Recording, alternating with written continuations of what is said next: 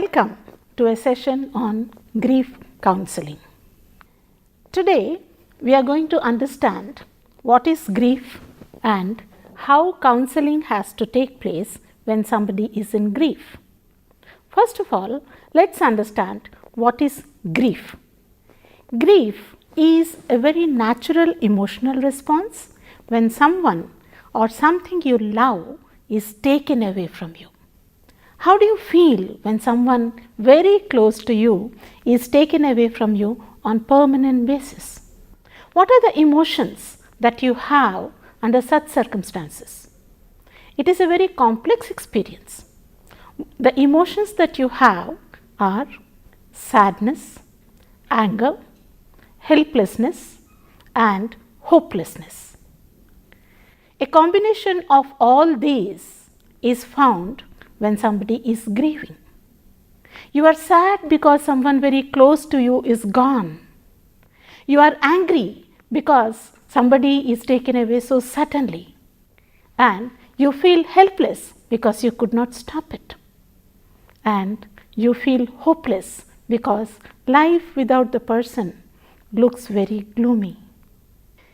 This experience is extremely personal and private.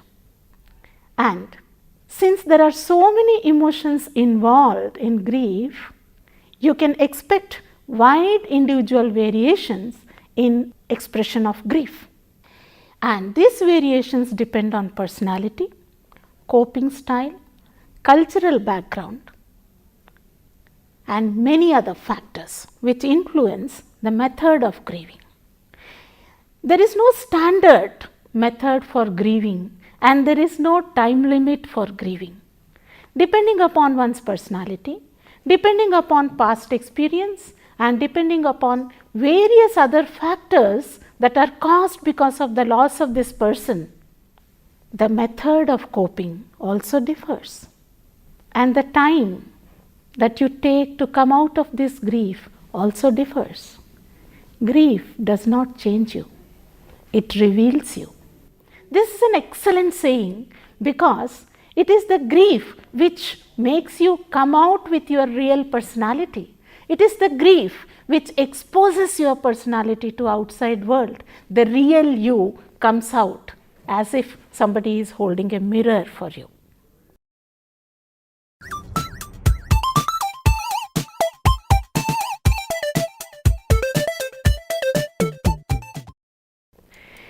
Now, let us understand the myths about grief. We are stuck with a number of myths related to grief. Let us examine them.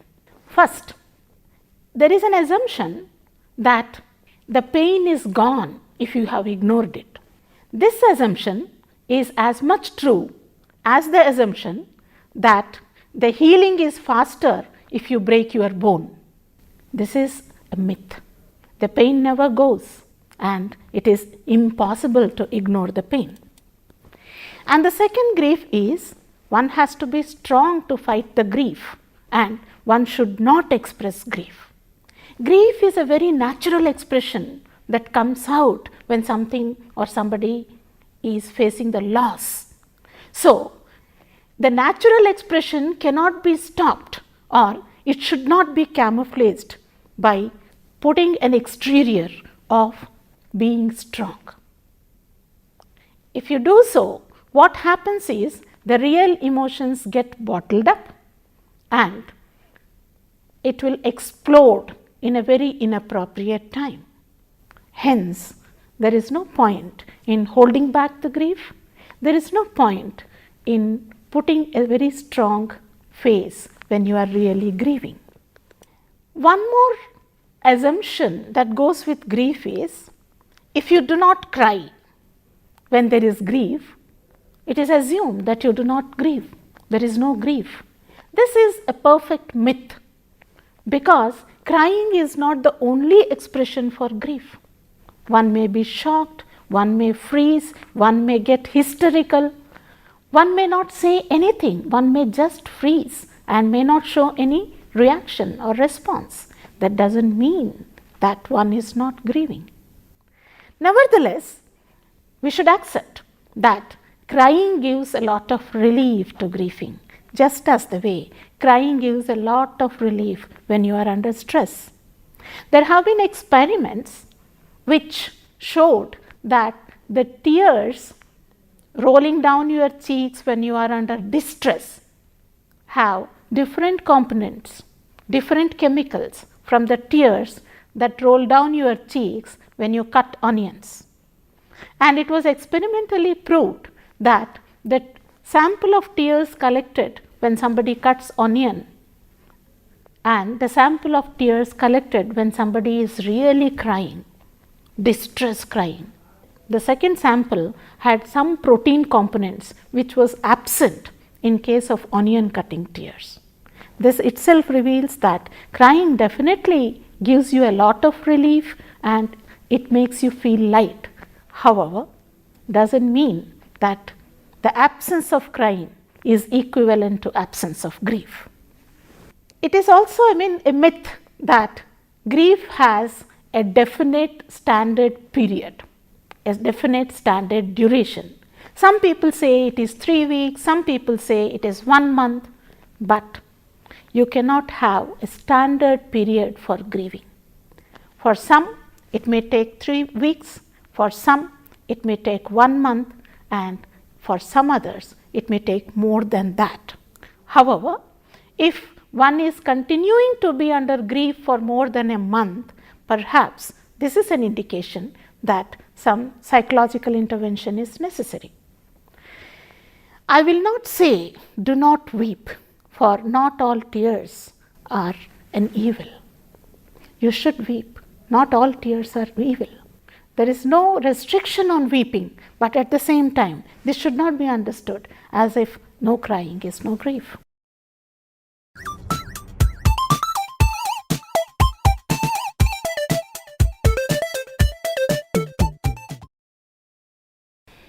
One goes through certain stages of grief.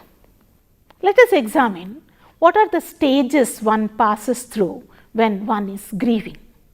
These stages are very similar to Hans Selye's stages of stress, which is called general adaptation syndrome.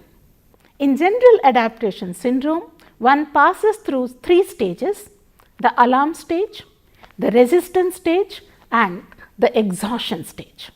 During the alarm stage, as per Hans Selye, when one faces stress, there is a freezing period and then one is under shock. And in resistance period, one would resist accepting the fact that the event has occurred. And prolonged exposure to stress will bring one to a stage of exhaustion. And this stage of exhaustion, the physiological responses or the physiological parameters are low, but at the same time, if one continues in this period of exhaustion for more than the stipulated period, there is every possibility of one getting into depression and also facing suicidal ideation.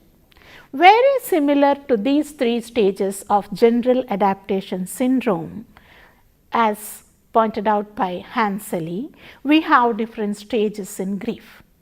The first stage is denial. The minute you come to know that somebody very close to you is no more, there is a denial. You don't want to accept the fact that the person is no more. And then once it sinks in, you enter into what is called the phase of anger. You are angry. You are angry with whom? You don't know. Sometimes you are angry with God, sometimes you are angry with yourself, and sometimes you are angry with the treating doctors, sometimes you are angry with the medical science itself for not protecting or preserving or saving the person who is very close to you. And this anger turned outward, perhaps you will be expressing your anger by being very aggressive with the person, with the target person. And sometimes when the anger turns inward, you will punish yourself for losing the person. And in the third stage, you come to a bargaining. Bargaining with whom? You start bargaining with God. If only you give me back this person, then I will do this, or I will not do this, and this. And this bargaining also may not work because the inevitable has occurred. What next? The next thing is you get into depression. The sense of helplessness, the sense of anger, the sense of hopelessness, the sense of aggression, all these take you to the stage of depression. And you feel depressed that the person is no more. And the fact, the reality sinks in. And then you come to the stage of acceptance. You accept the fact that life has to go ahead without this person who is so significant, who has been a part and parcel of your life so long. And once this acceptance happens, then you gradually and slowly spring back to normalcy. Now, to quote, "It is useless for me to describe to you how terrible roses, jasmine, and even the monsoon felt in the time that followed. If you have ever lost someone very important to you, then you already know how it feels. And if you haven't, you cannot possibly imagine." This quote definitely talks about the extreme private experience of grief to a person. Nothing in the world looks bright, looks promising, and looks welcoming. The brightest and joyful things like flowers, monsoon, climate, nothing will be impressive for you. And a person who has undergone a similar grief can only understand what it feels. And if a person has not gone through it, it is useless to describe. This is the stage that a person grieving will be. And hence, it is very, very important to understand when to counsel, how to counsel, and how to begin counseling. One of the important factors in grief counseling is to understand the timing. That is, the timing when you need to start your counseling. And you may see that, over a period of time, what happens is the emotion of grief gradually slopes down. And the problems that are there because of loss of a person gradually goes up. The problem line moves up while the emotion line slopes down. When one is under the peak of emotions, there is no point starting your counseling at that point of time, because the cognition doesn't function, the motivation is not there, and the person does not have the receptivity to accept, to understand, and to comprehend what you are talking. And hence, counseling during that time would be futile. Counseling should start at a point of intersection when the problem is gradually going up and the emotion has come down to a level where it is no more disrupting the cognition. That is what is called the point of intersection. That is the correct point to start your counseling. And if the person is in peak emotion, the best way to bring him down to this point of intersection is to help the person release all the emotion. It may be anger, it may be sadness, it may be grief, it may be helplessness. Stimulate the person sufficiently so that the person ventilates.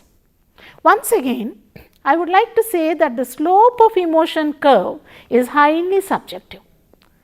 For one person, the slope may come very faster. For yet another person, the slope may come very late and it may never touch the minimum, like what you see in this figure. For this person, you see that the slope is coming very late, and as a result, the intersection point is also coming quite late. For yet another person, the slope is faster and the person is coming to terms faster. The stages are passed through faster. As a result, the intersecting point is coming faster and you can start your counseling earlier. So, it is very important to understand this timing and time your counseling for a grieving person. Now, counseling is never neutral. Counseling either benefits the person or it harms the person. But there is no counseling which says that, I mean, I have given this counseling, either it works or it does not work, but it does not harm. I would like to tell that one wrong word, one wrong non-verbal communication is sufficient to disrupt the whole thing and cause a damage. Just as the way a wrong move or a wrong cut from the surgeon is going to harm an organ permanently, in the same way, one wrong move from a counselor is going to cause enormous damage to the grieving person. Hence, counseling should be taken up by a person who is trained and who is professional. Now, after understanding the timing of counseling, it is very important for us to understand what type of counseling would suit what type of symptoms.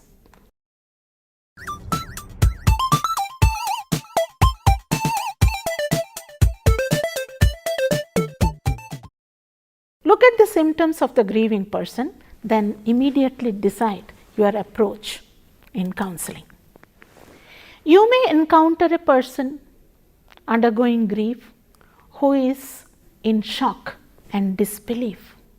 The person is not able to accept the fact and the loss is too sudden. The person is not prepared to accept it.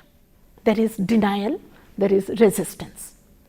Under such circumstances, the first and foremost step to be taken up by a counselor is to allow a free emotional ventilation. Allow the grieving person to ventilate, stimulate the person, talk to the person, encourage the individual to talk, and once he ventilates, the emotion curve comes down. And you will be helping the emotion curve to come down, and when it comes down, then you are helping the person to understand and look at the whole thing from a different perspective. There may be sadness. The person may undergo terrible sadness and feel that what I have lost is irreparable and life has nothing else for me. I have nothing to look forward in life. While this is a temporary emotional situation, emotional state of the human being, that is not the fact. Life will go on even after the person is lost. So, what is needed to be done to a person who is undergoing extreme sadness is a reorientation. Helping the person look at the whole event or whole situation, whole circumstances from a different perspective. Look at it from a different angle and give a different meaning to what is lost and what has to be done. Not only in terms of past, but also in terms of future. What has to be done now? This is the reality. What is to be done now? What should be the next step? So, this reorientation should come with proper counseling. The third aspect that you may have, which again is very natural because of the close interpersonal relation that we share with each other, is guilt. When you lose somebody, only then, more often than not, we understand the significance, importance of that person. As long as the person is there, we may not understand the importance of this person. So, once the person is no more, this may induce lot of guilt. I should have done when he was still alive. I should not have done this. I should have done this. So, there is a sort of balancing act which happens at a covert level for the surviving human being, for a grieving human being. So, the person will be caught with a sense of guilt for what has been done or what has not been done earlier. The role of a counselor here is to bring to the perception of this person, the opportunities missed and the opportunities ahead, the new opportunities. Yes, I have not done what I should have done when the person was alive. Many people regret that when the person was alive, I never let the person know how much I love him or how much I love her. Fine. That is not repairable now. You can't undo it now. What can be done is what you should do now for the person who is no more, in memory of the person who is no more, to make the person's loss remembered by everyone in a very meaningful way. One of the ways of doing it is convincing this person ridden with guilt about organ donation. Organ donation is a definite way of helping the person come out of the guilt, because the person who is no more, the person who is not physically alive, the physical organs can be useful in making somebody else survive who otherwise would have been dead today. So, if the person is no more, the same person can be alive in 5 or 6 or 8 more individuals who otherwise would have lost life. So, in order to wash away the guilt, organ donation is one of the methods through which you are making the person live even after the person is dead. So, your reorientation or cognitive restructuring should start with this sort of counseling. Sometimes when you go for counseling to the family members of the brain dead person or a person who is no more, there may be anger.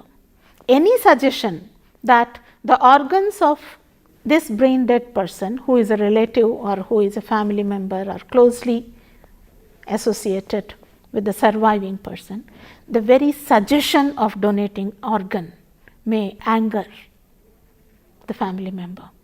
And this anger may be expressed in terms of very sharp words or accusations. One should understand this as an expression of helplessness rather than as anger, and you should not, as a counselor, you should not allow these words of anger to touch your self-esteem. That cannot dent your self-esteem. This would be possible only if you empathize with this person who is coming to terms with the fact that it is inevitable to lose a person who is already brain dead. It is inevitable to accept the fact that the person is not going to survive. So, such angry words may elicit some reaction on your part. However, what is very essential at this point of time is empathizing with the person and restraining your reaction. Allow the person to ventilate. Let the person be angry. Once the person releases all the anger, he or she is ready to listen to what you are saying.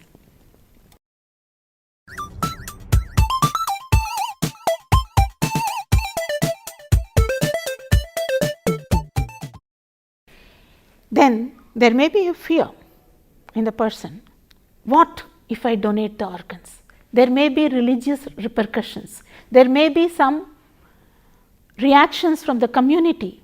There may be reactions from other family members, and I don't know.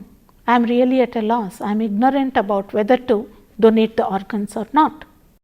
So, there may be a number of fears, most of which may be irrational fear.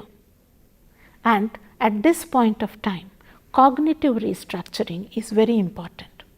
All the fears that the person expresses must be addressed with due respect.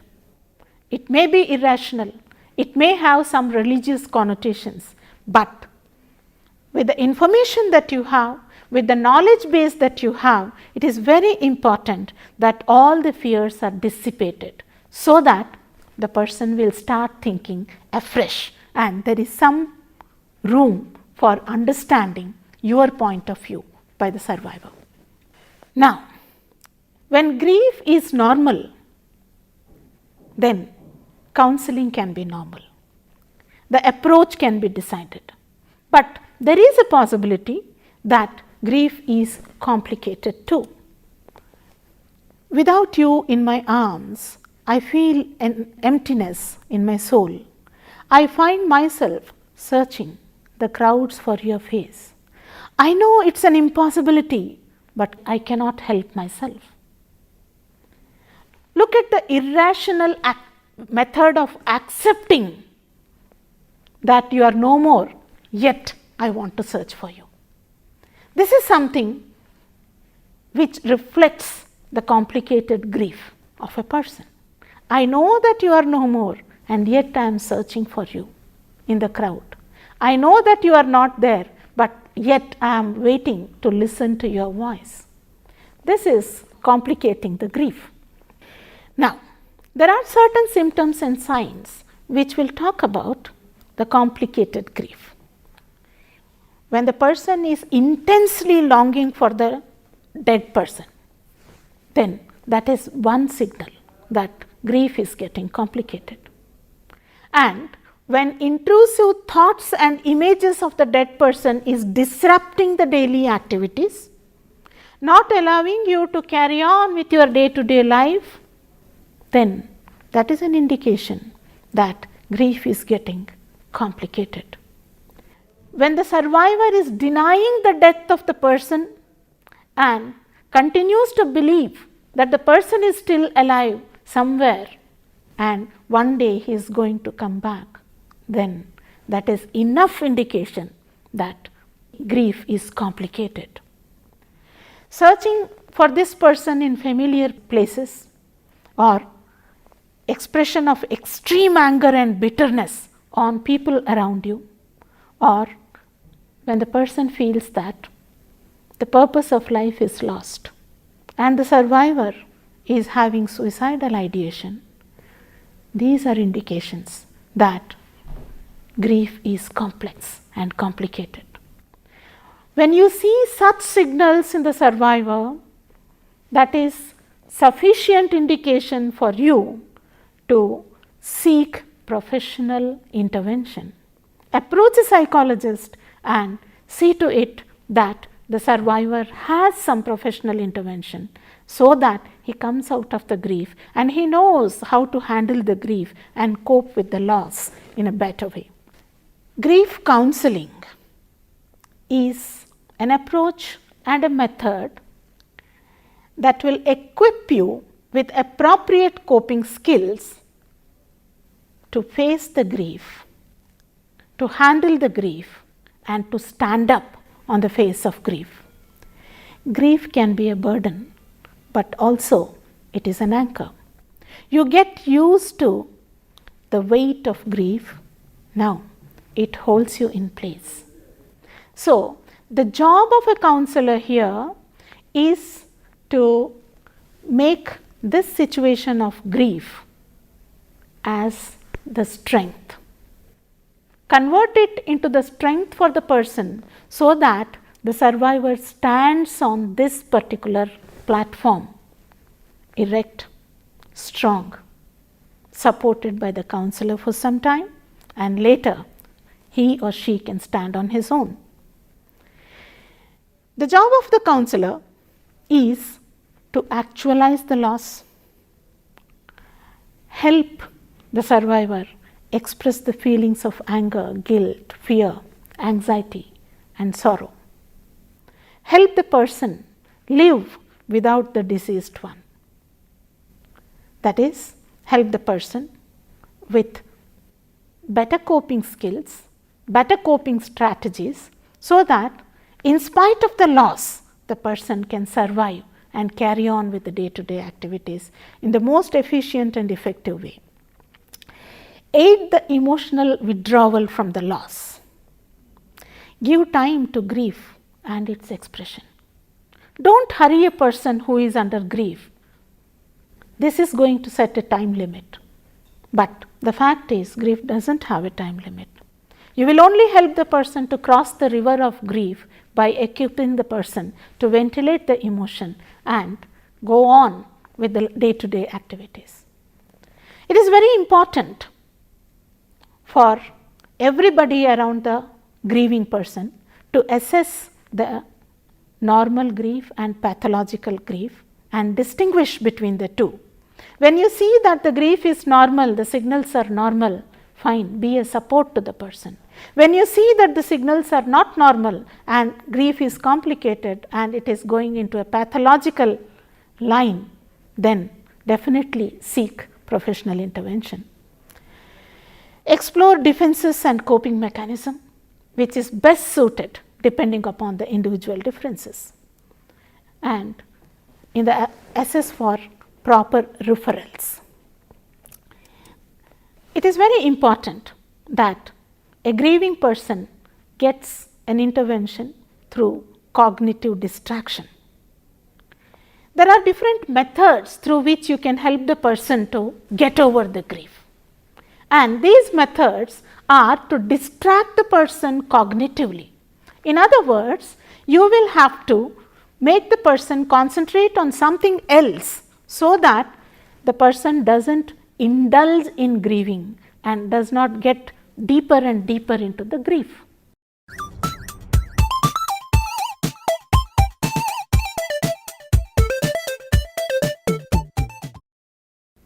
One of the methods is to encourage the survivor to write the biography of the deceased.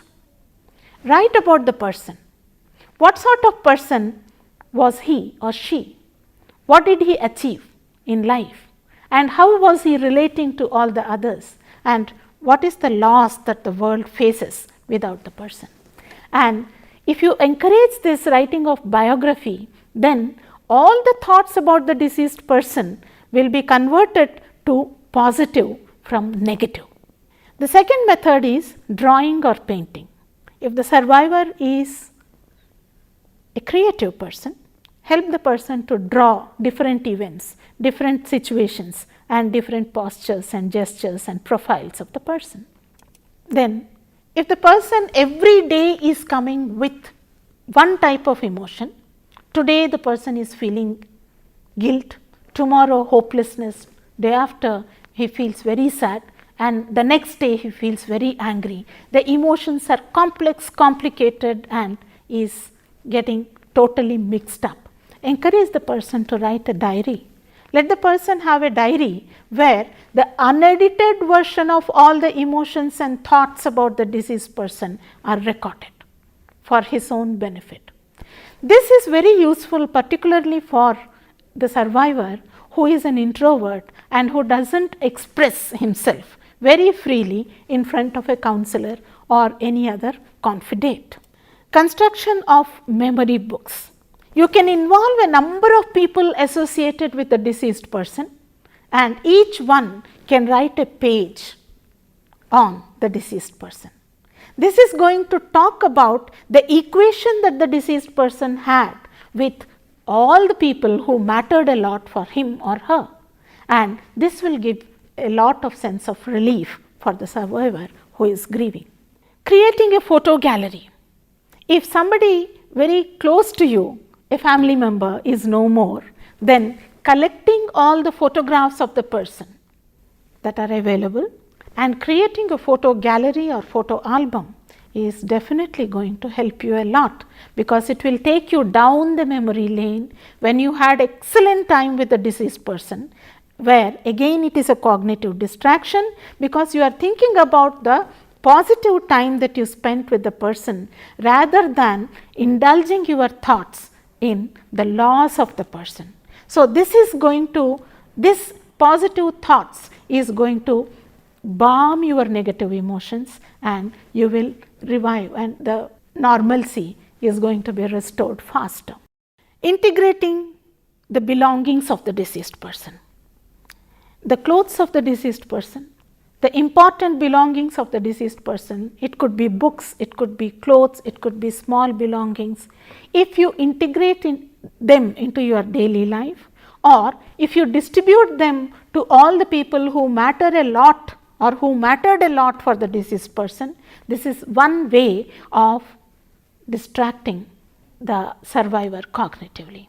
This is going to give a sense of satisfaction and a feeling that you are distributing the deceased person's memory to all those who matter to him or her, and this is a wonderful way. The best way to get out of the grief is to help others who are in grief. This not only gives a cognitive distraction, but while giving an emotional anchorage or an emotional support to others who are in the same state, is also going to help you to handle your own grief. So, one person who is deceased in the family definitely creates lot of grief to a number of others. When you are in grief, if you are standing as an emotional support to the other family members, automatically you are gaining a lot of strength and you are also giving lot of support to the others. This is a double benefit scheme where you are helping yourselves and also you are helping the others. Now, there are a number of cultural practices, particularly in Indian culture, which takes care of every aspect that is given here as an intervention method as per psychological counseling and intervention. In India, in Indian culture, there is a mourning period for 10 days, 12 days or 13 days. And during this mourning period, enormous social support automatically comes to the grieving family. Lot of interaction happens, lot of discussion about the person who is deceased, and people do come and take care of all these aspects of talking about the person, distributing the belongings of the person and retrieving the photographs of the person, etc. The only thing is you have to organize this in a better way so that it remains permanently and it will create positive memory of the person who is no more. They say time heals all wounds, but that presumes that the source of grief is finite, but the source of grief in fact is infinite. So, the final solace to the grief or the grieving person is, don't grieve. Anything you lose comes round in another form. Once again, when you want to make organ donation the reality, the fact that has to be driven in is you grieve for the lost person, but what you lost in the person comes back in another form as giving life to those who are struggling with their life. Donate this organ and the person who is no more is coming back to you, coming around in the form of few others who are waiting for organ donation. Thank you.